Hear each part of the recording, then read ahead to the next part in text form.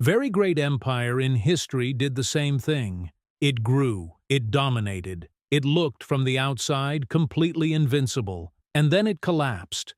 Not from one enemy, not from one bad decision. Every superpower, Rome, the Mongols, the British Empire, the Soviet Union, fell from the inside. But here is what nobody tells you. They all fell for the same three reasons. Reasons that were invisible while they were happening. Reasons that are, right now, happening again. By the end of this video, you will see something that most historians miss, and you will never look at a powerful nation the same way again. The weapon you build to protect yourself. The first reason is one of the strangest patterns in all of history. Almost every great empire was eventually destroyed by the people it trained to defend itself. Think about that. Rome spent centuries incorporating Germanic soldiers into its legions. They gave them Roman weapons, Roman tactics, Roman military discipline. Those soldiers sacked Rome in 410 AD. The Abbasid Caliphate recruited Turkish soldiers, outsiders from the frontier, because those men were harder, more loyal, more capable than the comfortable men who grew up inside the empire. It worked perfectly, until those Turkish soldiers realized they held the real power. Within generations, the caliphs were figureheads. The Turks decided who ruled. The Ottoman Empire built the Janissary Corps, their most elite fighting force, from enslaved Christian boys taken from conquered territories. For centuries, the Janissaries were the most feared soldiers on earth. And then, when the empire tried to modernize and replace them, the Janissaries revolted. The instrument of Ottoman power became the obstacle to Ottoman survival. The empire's greatest strength had become its greatest structural weakness, not despite the training. Because of it, every empire faces the same dilemma. The people closest to safety grow soft. The people at the hard edges of the empire, the border, the frontier, the battlefield, stay sharp. So you recruit them, you train them, you give them power, and then, slowly, inevitably, the power shifts. The uncomfortable truth about good government. Here is something that will make you uncomfortable.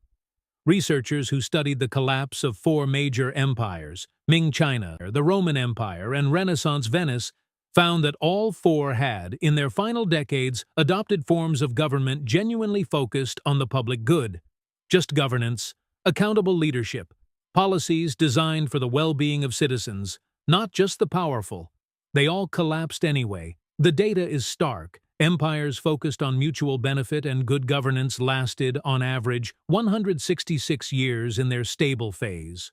More autocratic empires lasted 152 years. That difference, 14 years, is so small it is statistically meaningless.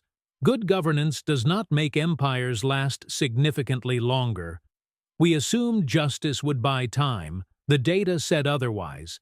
This doesn't mean good governance is pointless. It means collapse is structural, not moral. The empire doesn't fall because its leaders were bad people. It falls because of forces that were set in motion long before any individual leader arrived, and that no individual leader has the power to stop. You can't keep the thing that made you. The third reason is the deepest one, and it is the one that makes the whole pattern inevitable. Every great empire begins at a border, not in a palace, not in a wealthy capital, at a hard, dangerous edge where two radically different worlds collide. And the people who survive that collision are forged into something extraordinary. Rome grew from the clash between Latin farmers and Celtic raiders. Islam grew from desert tribes colliding with settled civilizations. The Mongols grew from steppe nomads pressing against the entire agricultural world. That collision is what creates the thing that makes empires possible: real solidarity. The willingness to sacrifice for each other because survival actually depends on it.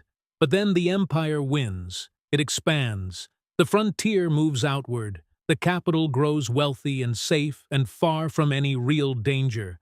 And slowly, generation by generation, the solidarity that built the empire begins to dissolve. There is no longer a shared enemy at the gates. There is no longer a reason to need each other. As the empire grows, the condition that made it possible shrinks. The size that signals triumph is the same size that guarantees eventual failure. The ending, the gut punch that connects to now. So there it is, the same three reasons, repeated across every empire in recorded history. They train the people who will replace them. Good governance doesn't save them, and the very act of succeeding destroys the conditions under which success was possible. Empires do not fall because they become weak. They fall because they become exactly what they set out to be. The paradox isn't a historical curiosity. It is the most consistent pattern in 5,000 years of human civilization. The question worth asking is not which empire this will happen to next. The question is which one it is already happening to.